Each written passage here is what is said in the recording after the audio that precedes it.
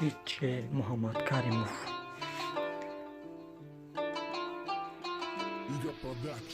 تماشا کرده آلبوم از صورتهای کودکیمون، به یاد آورده چی بوده زندگیمون.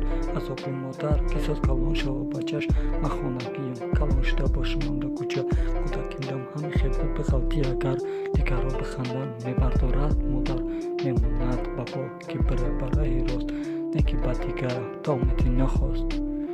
پشیمان نشی بعد نکی میفهمی، گریه در کار نبوده ایودا میخندی. زار میشه هر یک خنده ای اوچه جان دا، نشانده ای حیات درامش بچه کن با. نمیخواهم دیدن داد عذاب تونه چیزی نشوه شوه کدیدم ما.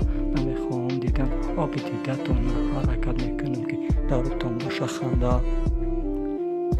ای خدای الله از تو یک التجا، در پناه نگاه کن مادر جان ما. از تو یک التجا ای خدای الله، در لب مادرم باشه همه وقت خنده. ای خدای الله از تو یک التجا، در پناه نگاه کن مادر جان ما. از تو یک التجا ای خدای الله، در لب مادرم باشه همه وقت خنده.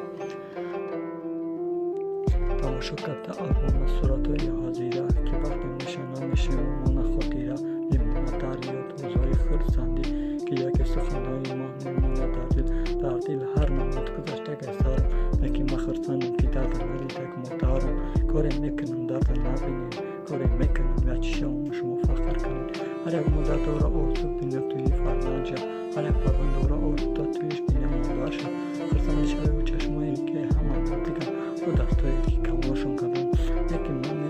یکی من میخواهم دیدن خنده در لب شما، دوستتر از دشمن ما در بین فرزند.